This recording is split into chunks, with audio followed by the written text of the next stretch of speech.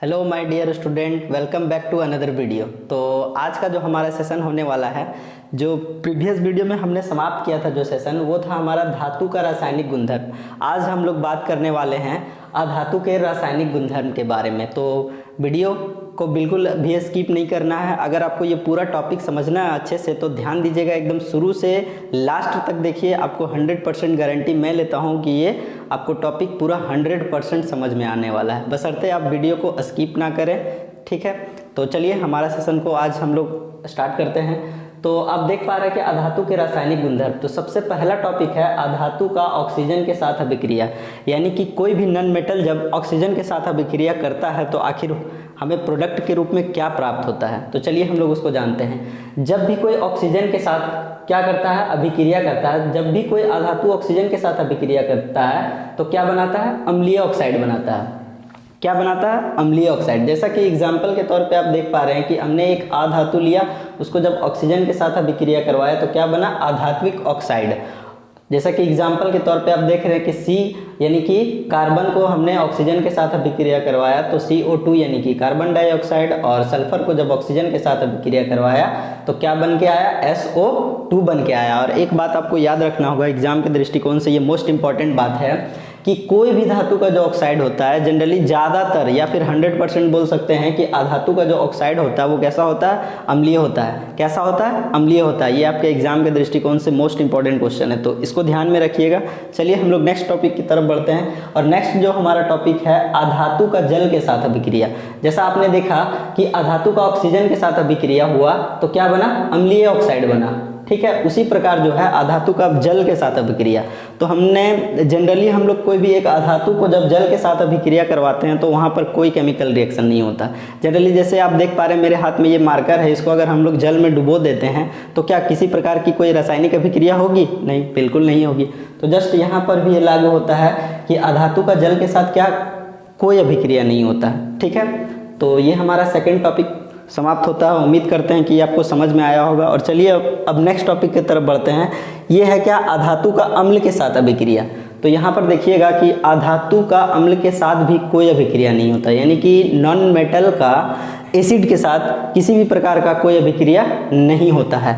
और इस टॉपिक का जो लास्ट पॉइंट है उसको ध्यान दीजिएगा कि हाइड्रोजन के साथ अभिक्रिया। हमने देखा किसके साथ, अधातु का ऑक्सीजन के साथ, और अधातु का जल के साथ, तीसरा है अधातु का अम्ल के साथ, और चौथा अब क्या है, हाइड्रोजन का किसके साथ, अधातु के साथ, सॉरी अधातु का हाइड्रोजन के साथ। तो देखिए अधातु हाइड्रोजन के साथ संयोग करके सहसंयोजन यौगिक का निर्माण करता है। एज फॉर एग्जांपल आप यहाँ पर देख पा रहे हैं कि हाइड्रोजन को जब हमने सल्फर से ऑक्सीजन करवाया तो H2S बना, और जब नाइट्रोजन को 3H2 से रिएक्शन करवाया तो 2NH3 यानी कि अमोनिया बना। ये 3 ये 2 कहाँ से आ रहा है, तो आपको ये जानना है तो प्लेलिस्ट में हमारा वीडियो डला हुआ है केमिकल रिएक्शन यानी कि रासायनिक अभिक्रिया एवं समीकरण में। वहाँ पर आपको ये बैलेंस करने का एक ट्रिक होता है, या फिर आप बोल सकते हैं एक मेथड होता है, जिसके माध्यम से मैंने बता रखा है कि ये आखिर 2 यहाँ क्यों आ जा रहा, 3 यहाँ क्यों आ जा रहा। तो आपको उस वीडियो को पहले जाकर देखना होगा, तभी ये समझ में आएगा कि आखिर ये 3 और 2 कहाँ से आ जा रहा है।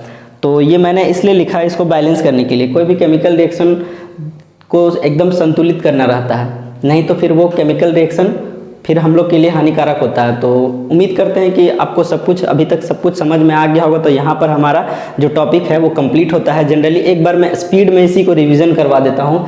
देखिए जो सबसे पहला टॉपिक था हमारा अधातु का ऑक्सीजन के साथ अभिक्रिया। तो जनरली अधातु जो होता है ऑक्सीजन से अभिक्रिया करके कैसा ऑक्साइड बनाता है, अम्लीय ऑक्साइड।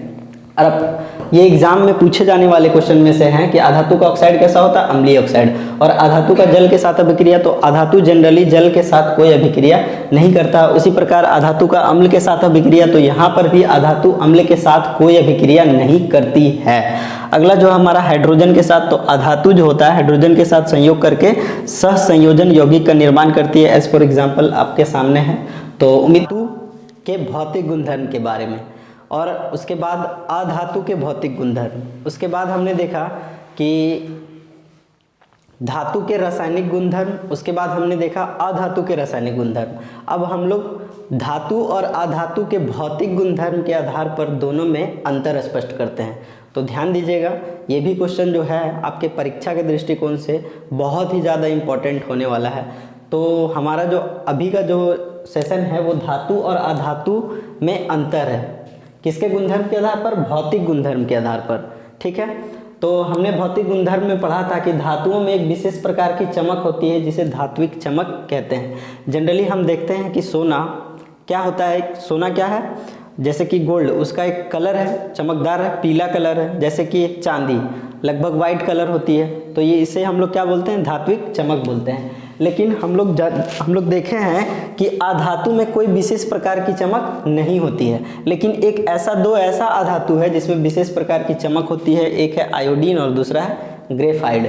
क्या है? एक आयोडीन और दूसरा ग्रेफाइड। याद रहेगा, याद रखने वाली बात है, इंपॉर्टेंट बात है। ये दोनों अपवाद को आप याद रख लीजिएगा क्योंकि ये बहुत ज़्यादा इंपॉर्टेंट है। दूसरा अंतर हम लोग देखते हैं कि धातुएं प्रायः विद्युत धनात्मक होती है। मतलब जनरली सभी मेटल क्या होती है? विद्युत धनात्मक होती है। ठीक है, ये क्या करते हैं? अपने इलेक्ट्रॉन को क्या करते हैं? साझा करके या फिर इलेक्ट्रॉन को क्या दान में दे देते हैं, जिसके कारण इस पर कौन सा चार्ज आ जाता है?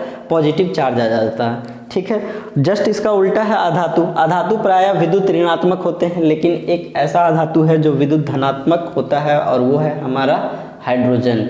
क्या है? हाइड्रोजन। तो अपवाद में आप इसे याद रख सकते हैं। अगला जो अंतर है, तीसरा अंतर है कि साधारण ताप पर धातुएं प्रायः ठोस अवस्था में होती है। मतलब जनरली आप कह सकते हैं साधारण ताप यानी कि रूम टेम्परेचर जो लगभग 25 डिग्री सेल्सियस होता है, उस ताप पर जो सभी धातुएं होती है वो क्या होती है? ठोस अवस्था में होती है। लेकिन एक ऐसा धातु है जो कमरे के ताप पर द्रव अवस्था में पाई जाता है और वो है हमारा पारा, जिसका सिंबल होता है Hg। जस्ट इसका उल्टा होता है अधातु में कि अधातु साधारण ताप पर ठोस या गैस अवस्था, ठोस या गैस दोनों अवस्था में पाई जाती है। लेकिन ब्रोमीन एकमात्र ऐसा अधातु है जो द्रव अवस्था में पाया जाता है। कौन सी अवस्था में? द्रव अवस्था में। तो तीसरा अंतर हमारा कंप्लीट होता है। चौथा अंतर देखिएगा कि अधातुएं प्रायः ऊष्मा एवं विद्युत के सुचालक होती है। यहाँ पर एक चीज मिस हो गया है, आप ध्यान दीजिएगा। यहाँ अपवाद में हम लोग लेते हैं क्या? सीसा। ठीक है, जिसको आप लोग प्लम्बम बोलते हैं। ठीक है, सीसा ले लीजिए जिसका सिंबल क्या होता है? Pb। तो ध्यान दीजिएगा, अधातु ऊष्मा एवं विद्युत के क्या होते हैं? सुचालक होते हैं। लेकिन अपवाद है एक ऐसा धातु सीसा जिसमें क्या होता है? ऊष्मा एवं विद्युत के ये क्या होते हैं? कुचालक होते हैं। क्या होते हैं? कुचालक होते हैं। देखिए अगला जो अंतर है, अधातुएं प्रायः ऊष्मा एवं विद्युत के क्या होते हैं? ऊष्मा एवं विद्युत के क्या होते हैं?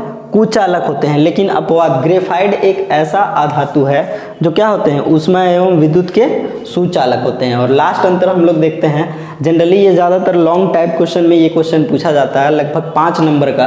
तो आपको यदि 5 नंबर का दिखे तो कम से कम आपको 5 अंतर लिखना होगा, तभी आपको 5 में 5 नंबर मिलने वाला है। तो लास्ट अंतर हम लोग देख लेते हैं कि अधातु आघातवर्धनीय एवं तन्य होती है। आघातवर्धनीयता का मतलब होता है कि किसी भी मेटल को यानी धातु को आप पीट कर पतली चादरों के रूप में परिवर्तित करना हमारा क्या कहलाता है? आघातवर्धनीयता कहलाता है। ठीक है, और उसी प्रकार तन्यता होता है, जैसे कि आप कोई वायर या कोई तार को खींचकर पतली तारों में परिवर्तित करना क्या कहलाता है?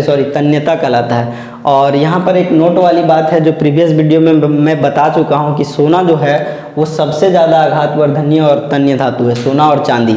आप अनुमान लगा सकते हैं कि 1 ग्राम सोना से लगभग 2 किलोमीटर लंबा वायर खींचा जा सकता है। जी हाँ, 1 ग्राम सोना से 2 किलोमीटर लंबा वायर खींचा जा सकता है। तो जस्ट इसका उल्टा हो जाएगा हमारा अधातु में कि अधातु आघातवर्धनीय तथा तन्य नहीं होती है। तो हमारा यहाँ जो होता है सेशन धातु और अधातु में अंतर कंप्लीट होता है। अब चाहे तो इसका स्क्रीनशॉट भी ले सकते हैं। तो स्क्रीनशॉट ले लिए होंगे। तो चलिए मिलते हैं नेक्स्ट वीडियो में, तब तक के लिए बाय बाय, टेक केयर।